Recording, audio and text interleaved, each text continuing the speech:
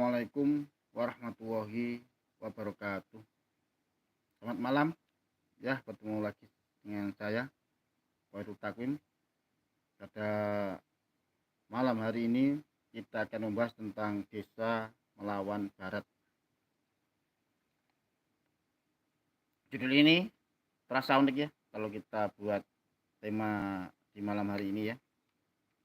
Mengambil judul desa melawan barat, saya menyadari ini adalah suatu tulisan yang agak terlalu nekat ya. Karena tidak, barat adalah sosok raksasa ilmu pengetahuan yang digandrungi banyak cendekiawan dari para pelajar yang mengedepankan rasionalitas.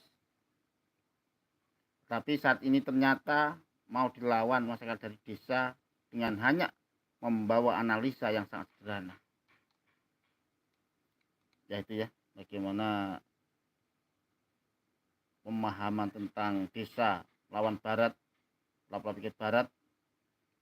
Masyarakat desa sering menjadi kebijakan dari para penggagas berpikir bebas, yaitu dari bangsa barat yang tidak adil, dan menjadi penghakiman para pemikir barat yang selalu mengatakan konservatif, ya, tertutup, klinik, fanatik, buta, fundamentalis tradisi, bahkan juga feodal. Bahkan lebih ironis lagi, maka desa dianggap manusia yang berkepala tidak rasional, dan masih banyak lagi anggapan-anggapan miring lainnya. Jadi makanya kita sering ya, ketika ada bullying atau perundungan, biasanya dikatakan orang kampung, orang desa, seperti itu.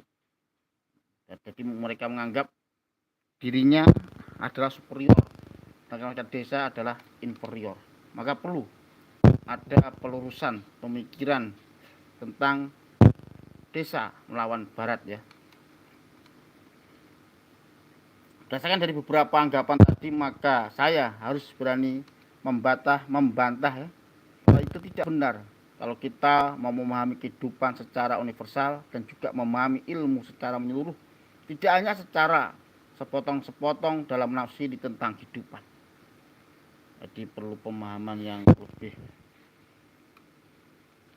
universal, tidak hanya sepotong-sepotong dalam pemahaman tentang desa, karena desa dianggap oleh masyarakat barat itu sebagai contoh dari konservatif, tertutup, klinik, fanatik, buta, fundamentalis tradisi, dan lain sebagainya. Tujuan itu disematkan di desa-desa.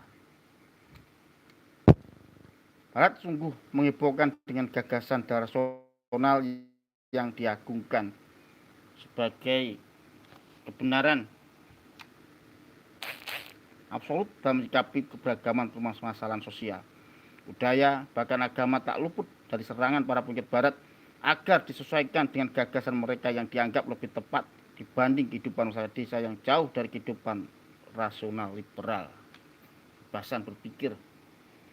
Hanya berpikir itu bagus ketika pemikiran itu tidak dipaksakan, tidak berlebihan. Karena kalau tidak berlebihan, nanti malah terjadi sebuah gangguan-gangguan pola pikir dan akhirnya tidak menemukan solusi karena memaksakan. Karena kita tahu bahwa pemikiran itu punya wadah dan punya tempat dan punya keterbatasan. Selanjutnya ya, masuknya paradigma pemikiran barat muncul dari kelompok-kelompok yang mengklaim dirinya sebagai liberal dengan sifat rasional yang diusungnya, sehingga para pemikir barat dan duta-duta yang punya pandangan bahwa segala sesuatu harus diilmiahkan dan masuk akal tentang kehidupan sosial. Jadi harus diilmiahkan segala sesuatu menurut orang-orang barat, sosial, budaya, dan agama. Jadi kalau ada tentang sosial, budaya, dan agama, kalau tidak rasional dianggap irasional. Padahal pemahaman tentang pikiran, tentang pola pikir belum tentu itu sebuah kebenaran, karena pemikiran kita terbatas dalam memahami tentang segala keadaan. Maka kita diberi dua perangkat. Yang pertama adalah